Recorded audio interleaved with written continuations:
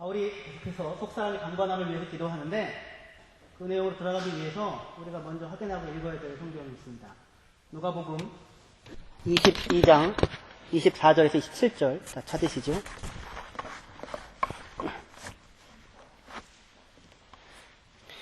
누가복음 22장 24절에서 27절까지 말씀 읽겠습니다. 또 그들 사이에 그중 누가 크냐 하는 다툼이 난지라. 예수께서 이르시되 이방인의 임금들은 그들을 주관하며 그 집권자들은 은인이라 칭함을 받으나 너희는 그렇지 않을지니 너희 중에 큰 자는 젊은 자와 같고 다스리는 자는 섬기는 자와 같을지니라. 앉아서 먹는 자가 크냐 섬기는 자가 크냐. 앉아서 먹는 자가 아니냐. 그러나 나는 섬기는 자로 너희 중에 있노라. 아멘. 누가 크냐, 누가 강한 사람이냐, 그 논쟁이 있었죠. 그 제자들 사이에서요. 힘이 있고 다스리며 은인이라 칭함을 받는 자가 큰 사람이냐, 아니냐. 그렇게 되죠. 권력과 힘이 자기 만족과 주관하고 다스리는 것입니다. 사람들을 자기 밑에 두고.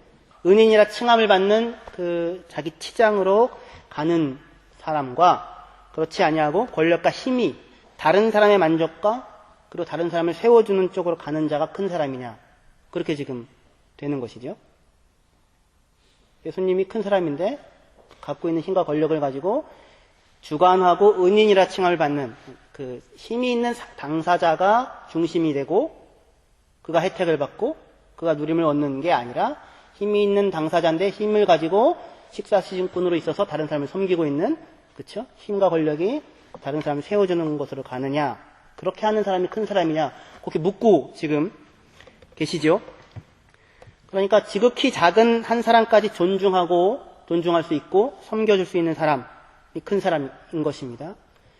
예수께서 제자들의 발을 씻기신 이유는 겸손하기 때문이기도 하지만 자기가 책임지고 있는 자기의 사람들이었기 때문입니다. 그 사람들을 잃고 싶지가 않은 것입니다. 도망가는 그 발을 씻어주십니다. 그러니까 이 섬김은 사랑, 책임 이런 데서 지금 비롯되어지고 있는 섬김입니다. 부모가 자녀를 섬기는 것과 같은 것들이지요.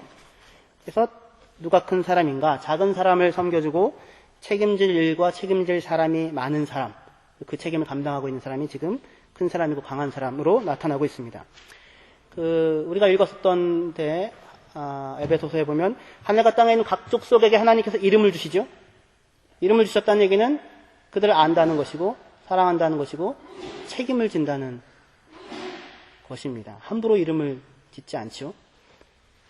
그 아버지 앞에 무릎을 꿇고 빈다고 합니다. 하나님은 모든 족속에게 이름을 주신 아버지이고 그들을 책임지고 있는 분입니다. 그런 의미에서 가장 큰 분으로 얘기가 되고 있어요. 반대로 그러면 어떤 사람이 그러면 연약한 사람입니까? 작고 연약한 자.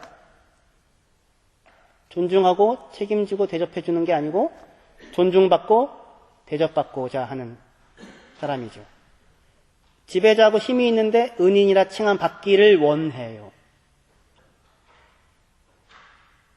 자기가 자기의 힘이라고 하는 것이 존중해주고 대접해주고 책임지는 사람으로서가 아니라 존중받고 대접받고자 하게 되면 그렇게 되는 거죠.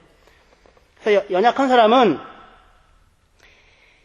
책임질 일도 없고 책임질 사람도 없고 오직 뭘 책임져야 되냐면 자기 하나를 책임지는데 자기 마음을 책임집니다. 자기 마음을 위로하느라 모든 에너지가 항상 고갈되어 있습니다. 그렇게 고갈되니 무슨 힘이 없죠. 남은 힘이 없으니까 다른 일을 할 수가 없는 것입니다.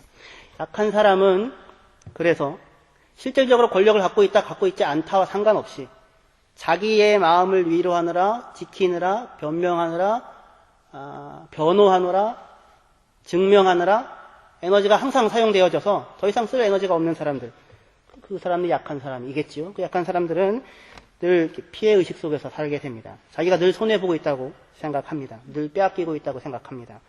베풀고 있다고, 빼앗김이 아니라 베품이라고 생각을 하지 못합니다. 아니 사실 베푼다고 생각합니다. 베푼다고 생각하는데 이렇게 하면서 베푸는 거죠. 나는 늘 베푸는데 사람들은 그런 나를 호구로 알아서 다 그냥 나를 그냥 등골을 빼먹고 그런 정작 내가 도움이 필요할 때 좀 도와달라고 얘기하면 쌩을 까는 그렇게 해서 분노하고 있는 것이죠. 그럼 자기 또 마음을 좀 달래야 되지 않겠습니까? 그럼 또 에너지가 거기에 또 들어가게 되죠. 추스르느라고 분노하게 되는데, 니체라는 사람은 제가 되게 매력적으로 느껴서 많이 따라갔었지만 결국 좋아하지 않아서 돌아섰던 사람이었는데, 저라는 사람은 강한 자는 분노하고 보복할 수 있지만, 분노도 하고 보복할 수 있는 사람은 강한 사람이에요.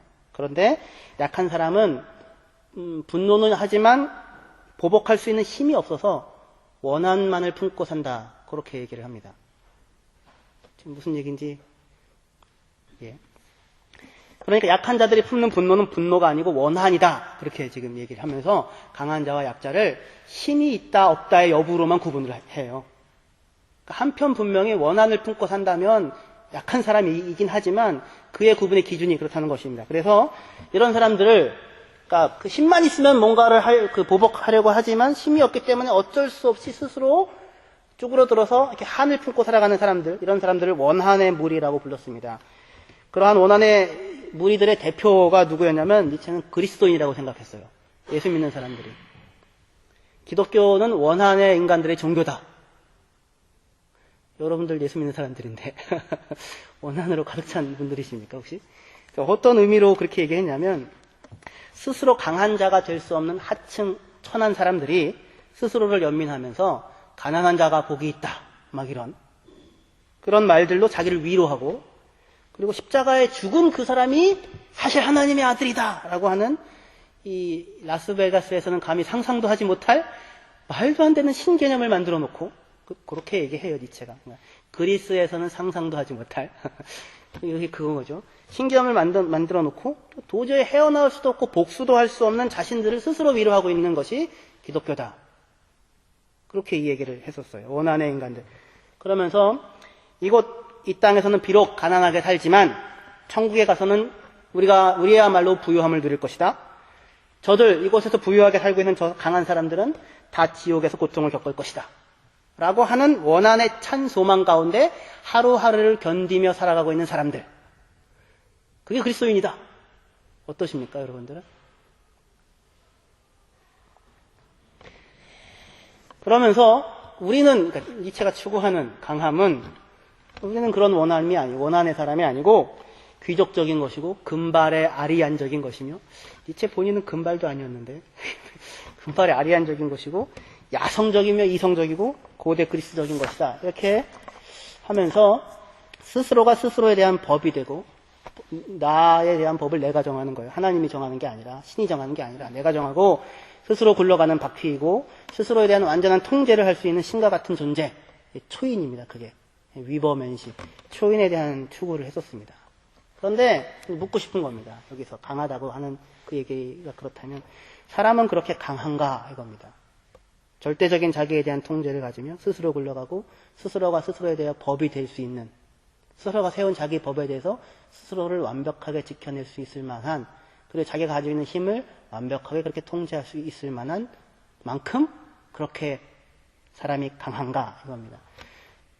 제 얘기는 여기까지만 제 얘기할게요. 다시 성경 얘기할 건데요. 강함이란 분노할 수 있는 힘 또는 복수할 수 있는 힘을 가진 사람이 때로 그 힘을 사용하여 보복을 하기도 하고, 때로는 그 힘을 다른 사람에 대한 너그러움으로 나타내기도 하는 것이 강함이다. 그렇게 생각을 했습니다.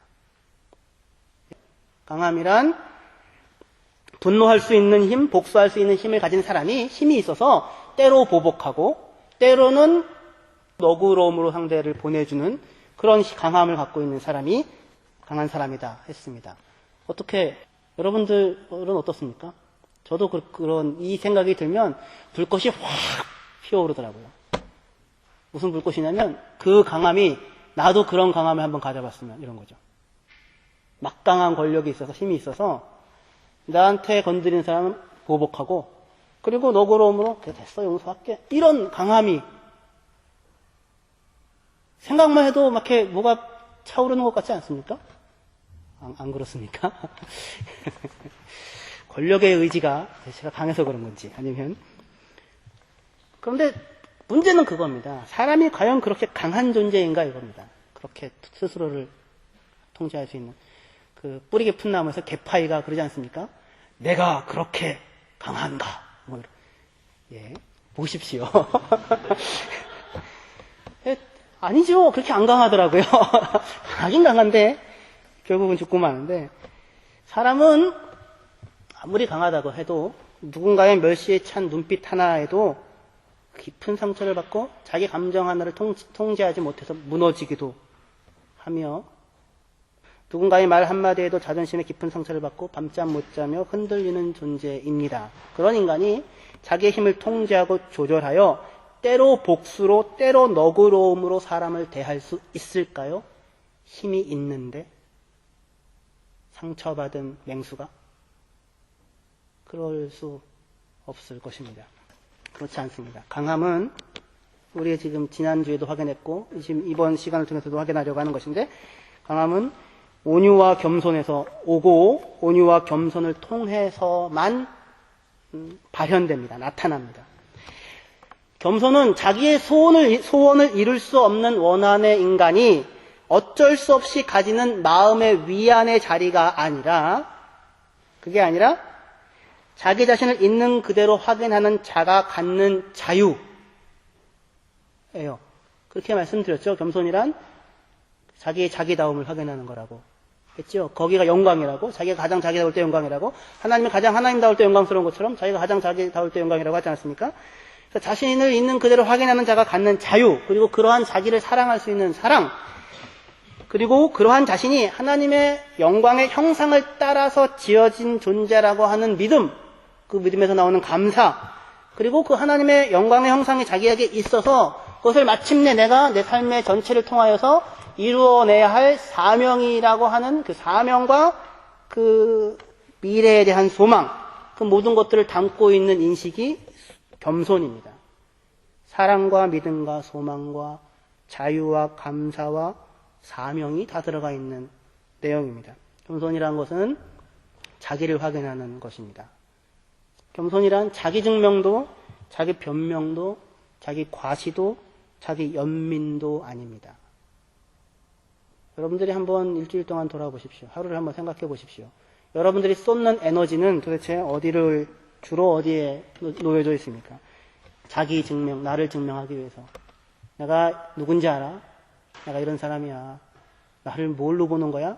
라고 하는 자기 증명을 위해서, 자기 변명을 위해서. 아니, 왜 나를 그렇게 생각하세요? 나를 어떻게 그렇게밖에 보지 않으세요? 그렇게 나를 못 믿습니까? 자기 과시도, 그리고 자기 연민도, 스스로가 불쌍해서 스스로에 대하여 가지는 그런 것이 아니고, 자기가 누구인지를 아는데 믿음과 소망과 사랑이 함께 움직이는 자리가 겸손입니다. 자기의 가장 자기다운 모습을 알고, 그런 자기를 사랑하시는 하나님을 알고, 그런 내가 하나님의 형상으로 지음받았다는 사실을 믿고 감사하고, 그리고 내 안에 심겨진 하나님의 영광을 내 인생 전체를 통하여 일구어내고 발견하고, 나도 확인하고 사람들도 내 인생 가운데서 그것을 보게 하는 것, 그것이 겸손한 자의 자리입니다. 이 사람이 강한 사람이 아니겠습니까? 모든 것을 다 가져서 힘이 있는 강함이 아니라, 겸손이라는 것은 그래서 자기에 대한 평가를 낮추는 것이 아니라, 그것이 아니라 상대방에 대한 평가를 높이는 것입니다. 우리는 살면서 끊임없이 뭘 하냐면 자기에 대한 평가를 높이기 위해서 다른 사람을 낮춥니다. 겸손은 그 자리가 아니고, 나를 스스로 낮추는 것도 아니라 내가 낮추어 생각하고 있는 사람들을 본래의 자리로 올려놓는 것입니다. 근데 왜 내가 낮추어 생각하냐면 나 자신이 겸손하지 않기 때문입니다. 나 자신이 스스로 있는 그대로 하나님 앞에서 만족스럽고 행복하고 자랑스럽지가 않다고 느껴지는 것입니다. 그래서 옆에 계신 분들을 다 보십시오. 얼굴을 한번 보십시오. 혹시 누구를 만나셨습니까? 예, 하나님을 만나셨습니다, 여러분들은. 하나님의 형상으로 지음받은 사람들입니다. 그 모습으로 지으셨습니다. 그 모습으로 지으시고 즐거이 부르며 기뻐하십니다. 완벽하고 다 갖고 있어서가 아닙니다. 힘을 갖고 있어서가 아닙니다. 여러분들 안에는 하나님의 비밀이 담겨져 있습니다. 여러분을 여러분답게 만들었어요. 수십억, 수백억 중에 전무후무하고 유일한 한 사람, 입니다. 30억 대 1의 경쟁을 뚫고 그 정자들의 전쟁을 치르고 그 자리에 도달한 사람들일 뿐만 아니라 그 우승자의 승리자일 뿐만 아니라 전 인류 역사 가운데서도 마찬가지입니다. 여러분 스스로가 스스로에 대하여 그 하나님의 자녀로서의 담대함과 감사함을 가지실 뿐만 아니라 여러분 곁에 있는 사람들에 대하여 그 사람들을 높여주고 존중하고 존경할 수 있는 강함을 가질 수 있게 되어지기를 소망합니다. 상대방을 높이 평가할 수 있는 사람이 강한 사람입니다. 어느 분이 오셔가지고 설교를 하셨는데 너무너무 훌륭한 거예요. 목사님 정말 설교 훌륭하십니다. 제가 그렇게 얘기할 수 있다고요. 왜요? 제가 강한 사람이니까요. 뭘 알아요? 내 분수를 알아요. 내 한계를 알아요. 내 범위를 알아요. 하나님이 내게 시키신 일이 뭔지를 알아요. 그 일에 내가 충성하고 있느냐가 중요한지를 알아요. 얼마든지 그 사람을 찬탄하고 높일 수 있어요. 칭찬할 수 있어요. 대단하게 생각할 수 있어요. 왜요? 내가 강한 사람이니까요. 강한 사람만이 그 일을 할 수 있습니다. 그런데 스스로가 쪼그라들고 있고 스스로가 여기야말로 내 자존심이 서 있는 근거야라고 생각하고 있는 그 자리가 나보다 훨씬 잘하는 누가 와가지고 무슨 것을 하면 그 사람에 대해서 일단은 뒷일을 캐게 되고 저 사람은 뭐 어떤 사람이야? 그 사람 그런 사람이구나. 그렇게 해서 마음에 안심을 얻게 되는 주위에 있는 사람들을 하나님의 형상과 영광의 모습으로서 자랑하고 칭찬하고 인정하는 것부터 시작하시는 겸손의 길로 나아갈 수 있게 되어지기를 바라고 그러한 강함이 여러분들의 있게 되어지기를 주님의 이름으로 축원합니다. 겸손이고요. 그 다음으로 온유의 길이 강한 자의 길입니다. 온유란 뭐가 온유이겠습니까?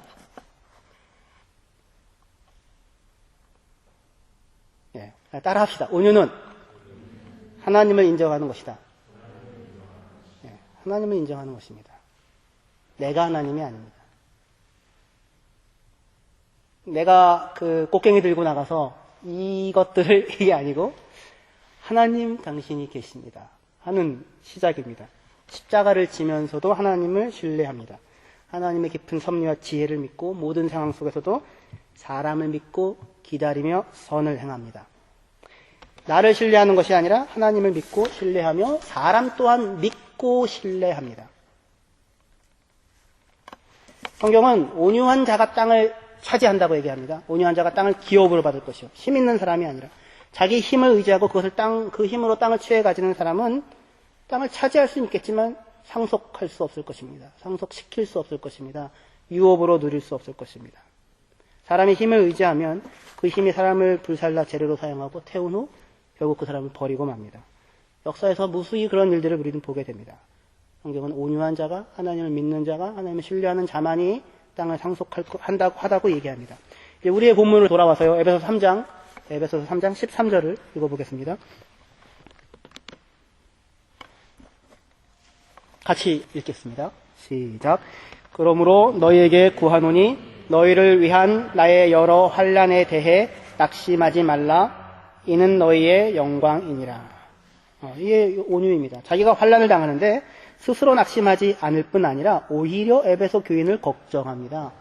낙심하지 마십시오. 내가 환난 당하는 것 대해서. 그러면서 그런 상황과 환경에 좌우되지 않는 영광에 대한 소망의 감각을 갖고 있어요. 내가 환난 당하는데 낙심하지 마. 이게 너희에게 영광이 될 거라는 걸 난 알아. 그렇게 지금 얘기하고 있습니다. 어떻게 그들에게 영광이 됩니까? 제가 환난을 거치고 통과하면 그것이 누군가에게 소망의 내용이 되지 않겠습니까? 오늘 주일학교 아이들한테 닉 부이치치 사진을 보여줬는데 아시죠? 다 팔도 없고 다리도 없으신 그분, 닉 부이치치의 허그 해가지고 유명한 유튜브에 보시면 굉장히 행복한 얼굴을 하고 있습니다. 사진에 나는 행복합니다 뭐 이렇게 써놓더라고요. 그 사람이 환난인데 그 환난을 이기고 오히려 사람을 안을 팔이 없는 사람이 허구 운동을 하고 있어요. 자기를 안아달라고. 자기가 안아달라고 하면 상대방을 안아주는 것입니다. 그의 환란을 견뎌나가는 것이, 이겨나가는 것이 누구에게 영광이 돼요? 자기에게 영광이 되느냐? 다른 사람들에게도 영광을 만들어내는 것이 되는 거예요. 그러니까 지금 바울은 자기의 환란의 상황을 통과하고 지나가면서 너희도 걱정하지 마. 걱정하지 마. 낙심하지 마. 내가 분명히 이겨낼 거고, 이기게 하실 것이고, 당신들에게 영광을 만들어낼 거야. 그렇게 얘기를 하고 있는 것입니다. 환란의 상황에서 분노를 토해내고 있지 않습니다. 너희들은 뭐 하는 거냐? 그렇게 하지 않습니다. 내가 바본 줄 알아? 이러지 않습니다. 그렇지 않고 하나님을 믿고 그것이 결국 영광을 만들어낼 것인 것을 알고 담대합니다. 그래서 3장 12절에 앞에 절에 보면요. 3장 12절에 우리가 그 안에서 그를 믿음으로 말미암아 담대함과 확신을 가지고 하나님께 나아감을 얻느니라. 이렇게 갑니다. 온유가 가는 길은 연약하고 우물쭈물하는 길이 아니고 믿음과 담대함과 확신의 길입니다.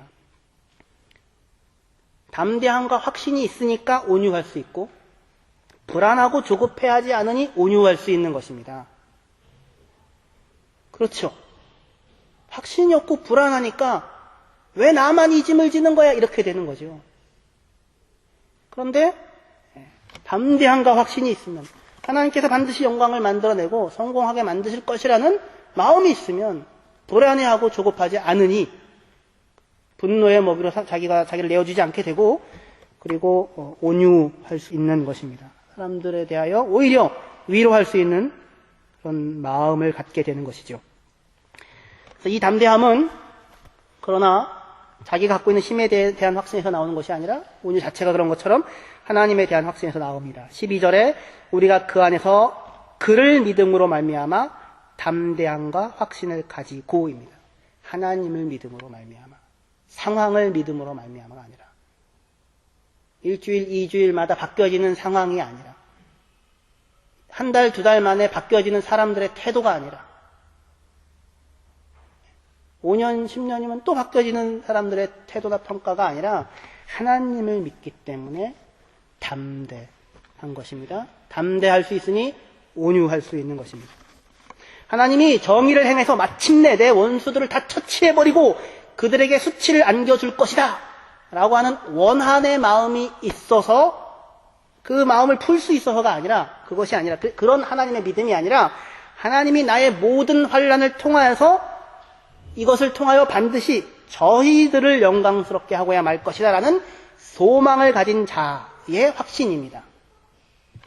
예? 그 확신이에요. 하나님이 반드시 내 편 들어주셔서 내 얼굴을 빛나게 하실 것이고 저 인간을 수치스럽게 만드실 것이다 라는 확신이 아니고 그 확신 속에서 상황을 지나가는 것이 아니라 그러면 온유한 마음 가질 수가 없어요. 마음 평안해지지 않습니다. 그게 아니고 지금 예수님이 간 길, 바울이 가는 길인데요. 내 모든 환난과 일들을 통하여서 나뿐만 아니라 저희들도 영광스럽게 하고야 말 것이다.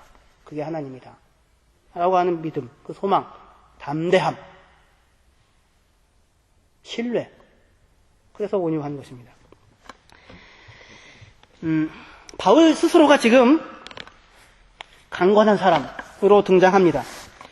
바울은 어떤 사람인가? 스스로 어떻게 알았길래 지금 이런 온유와 강건함의 기도를 할 수 있는가? 3장 8절에요. 모든 성도 중에 지극히 작은 자보다 더 작은 나에게 이 은혜를 주신 것은 측량할 수 없는 그리스도의 풍성함을 이방인에게 전하게 하시고. 이게 바울의 자기 이해입니다. 모든 성도 중에 지극히 작은 자보다 더 작은 나. 그 확인을 해요. 자기를 확인해요. 겸손이죠. 그렇죠? 성도 중 지극히 작은 자보다 더 작은 나. 그것을 담대히 선언할 수 있는 강함이 있습니다. 그런데 그 강함은, 그 겸손은 한편 또 다른 근거를 갖고 있습니다. 3장 7절에 같이 읽겠습니다. 은혜로운 좋은 말씀이시니까 3장 7절 같이 읽겠습니다. 시작. 이 복음을 위하여 그의 능력이 역사하시는 대로 내게 주신 하나님의 은혜의 선물을 따라 내가 일꾼이 되었노라.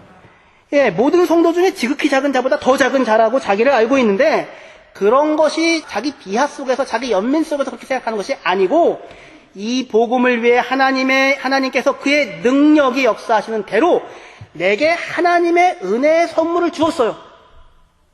그게 또한 자기예요. 그래서 이 모든 일들을 감당할 수 있는 능력을, 은혜를, 선물을, 영광을 준 분이 하나님이고 그게 나다. 또 그렇게 알고 있어요. 무슨 이야기인지 아시겠죠? 그래서 그의 그 다음이 하나님에 의해서 주어진 선물임을 알고 그것을 통해서 하나님의 영광이 마침내 나타날 것임을 알고 있습니다.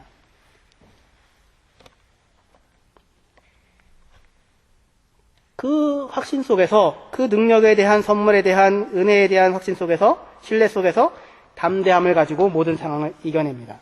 온유와 겸손입니다. 우리가 추구해야 될 강건함입니다.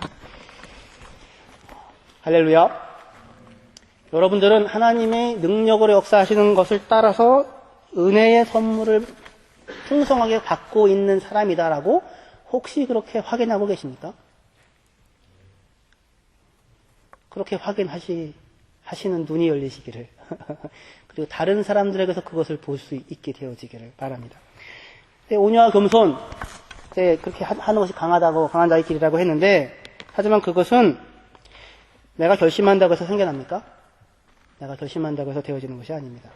그 어느 분이 그 페이스북에 그렇게 쓰셨는데, 그 따뜻함이란 결심으로 되는 게 아닌 것 같다. 저도 그 따뜻한 사람이 제일 좋은 사람이다. 항상 그렇게 생각을 정답으로 들어갔어요. 사실 저도 따뜻한 사람이 되려고 되게 애를 썼는데, 제가 말씀드렸죠. 한 10년 전에 중고동부 우리 부장 집사님께서 제가 이제 목사님, 집사님, 역시 사람은 따뜻한 사람이 최고예요. 그랬더니 그 부장 집사님이 저한테, 근데 전도사님은 따뜻하지 않으시잖아요.